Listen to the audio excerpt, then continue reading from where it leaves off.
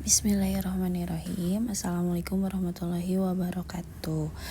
Hari ini Ibu akan menjelaskan materi baru, yaitu tentang konsep masyarakat jaringan. Dan ini yang pertama ya. Dan yang kedua adalah etika digital. Yang pertama, kita masuk ke definisi apa sih masyarakat jaringan.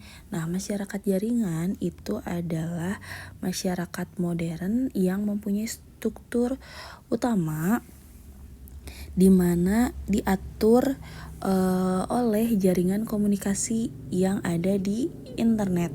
Nah, jadi kayak netizen lah kalau kita tahu mah. Nah, siapa sih penduduk asli dari masyarakat jaringan itu? Sebenarnya yang Ibu sorot adalah Gen Z, adalah kita ya.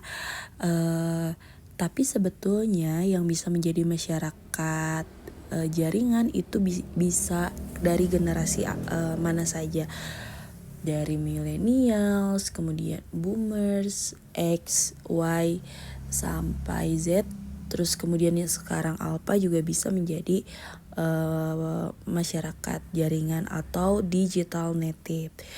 Kemudian ciri utamanya apa? Yang pertama ada globalitas atau tanpa batas. Nah, interaksi itu tidak lagi dibatasi oleh jarak fisik. Nah, misalnya kamu di Bandung bisa belajar atau kuliah di luar negeri. Nah, sama kayak sekarang kita, hal yang kita lakukan hari ini adalah belajar daring, yaitu Ibu misalnya di sekolah, kalian ada di rumah karena kita sedang banjir. Nah, interaksi tanpa jarak batas. Yang kedua adalah kecepatan.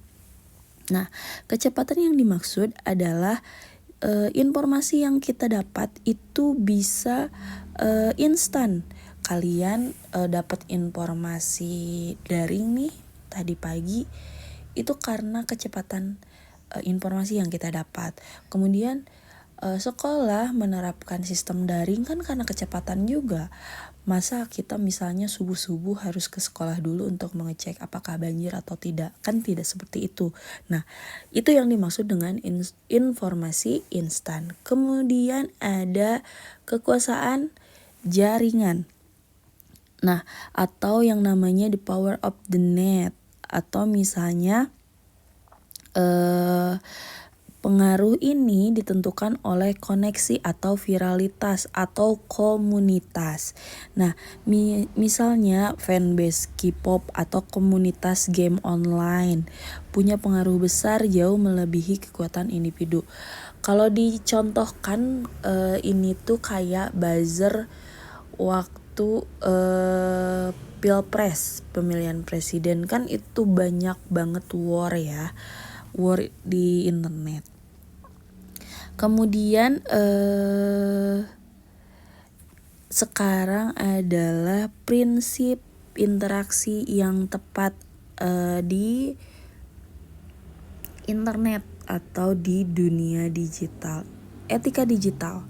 Nah, yang pertama adalah prinsip kebaikan atau kindness, yaitu contohnya bersikap sopan, menghindari bahasa yang kasar atau toksik kepada orang lain, misalnya termasuk admin juga atau bot atau jawaban digital otomatis seperti yang kalian dapatkan kalau misalnya mengirim pesan ke admin online shop. Contoh nyatanya adalah misalnya nih, yang tepat itu adalah memberikan komentar yang membangun pada unggahan teman, kayak misalnya mensupport cantik banget deh.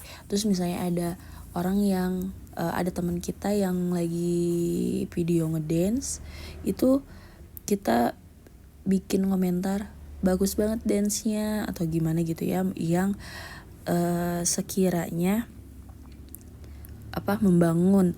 Yang tidak tepatnya yaitu ikut-ikutan war atau body shaming di kolom komentar. Kayak misalnya ada yang bikin konten make up terus kalian kok pede sih jelek-jelek. Nah, itu adalah bahasa kasar atau toksik ini.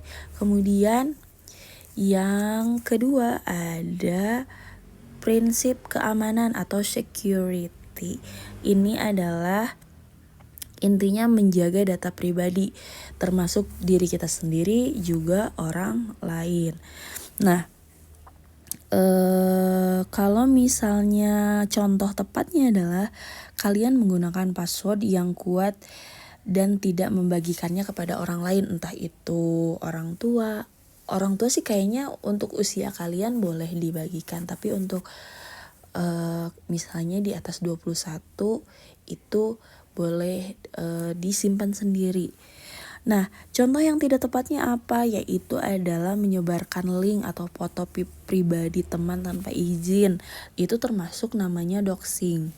Nah, bikin stiker di WhatsApp pakai muka teman kita boleh nggak, Bu? Nggak boleh. Itu masuknya doxing. Itu bisa